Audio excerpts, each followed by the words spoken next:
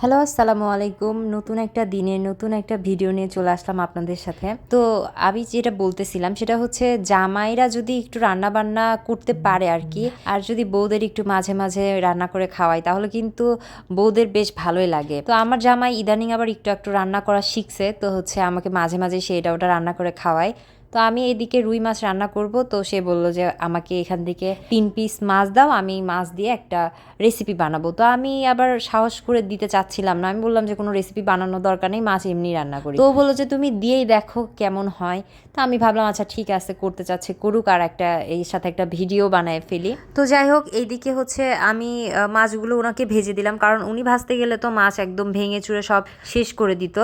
তার জন্য মাছগুলো আমি খুব সাবধানে ভেজে নিলাম। তো আজকে যে রেসিপিটা আপনাদের সাথে শেয়ার করব সেটা হচ্ছে রুই মাছ ভর্তা। আমার মনে হয় আপনারা অনেকেই এই ভর্তাটা খেয়েছেন। আর এই ভর্তাটা করতে মাছের তৈলাক্ত পিস নেওয়া যাবে না, তো হচ্ছে লেজের পিস আর লেজের উপরের যে পিস থাকে সেই পিসগুলোই নিতে হবে। তো যাই হোক, এখানে মাছ ভাজা সব শেষ হয়ে গেছে। তো আমি পাত্রটা আবারও পরিষ্কার করে নিলাম, কারণ মাছ লেগে গেছিলো নিচে।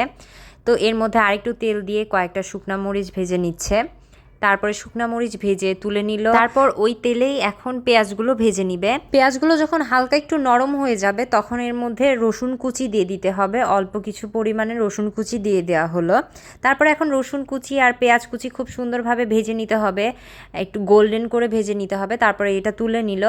তুলে নেওয়ার পরে এখন হচ্ছে এই মাছগুলো এখন ছাড়ানোর পালা। এখন মাছগুলো খুব সুন্দরভাবে কাটাগুলো ছাড়াতে হবে।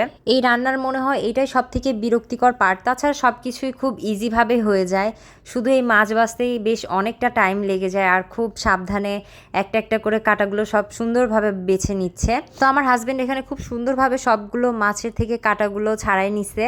তো এখন সব কমপ্লিট, এখন সুন্দর করে ভর্তা করতে হবে। তো ভর্তা করার জন্য এখানে একটু কাঁচা পেঁয়াজও নেওয়া হয়েছে। অল্প করে কাঁচা পেঁয়াজ দিলে একটা অন্যরকমের সুন্দর ফ্লেভার আসে। তো কাঁচা পেঁয়াজটা খুব সুন্দর করে হচ্ছে লবণ দিয়ে চটকে নরম করে নিতে হবে। তারপর শুকনা মরিচগুলোও মাখায় নিতে হবে।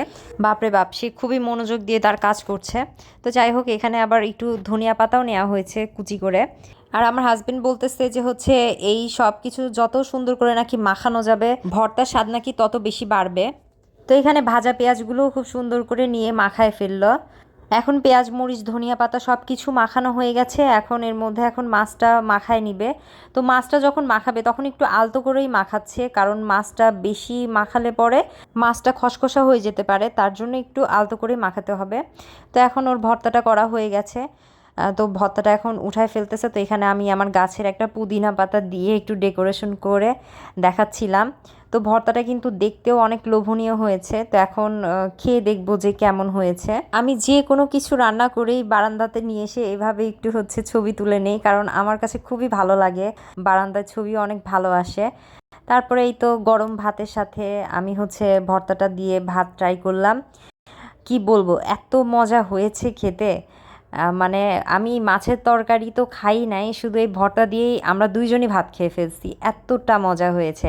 আর এই ভর্তাটা থাকলে আসলে অন্য কোনো তরকারি কোনো প্রয়োজনই হবে না, গরম ভাতের সাথে ভর্তাটা অনেক মজা, অনেক মজা। তো আজকে এটাই ছিল আমার ছোট্ট একটা ব্লগ ভিডিও, আশা করি সবার ভালো লাগবে। তো সবাই ভালো থাকবেন, সুস্থ থাকবেন, দেখা হবে আরেকটা নতুন ভিডিওতে। আল্লাহ হাফেজ।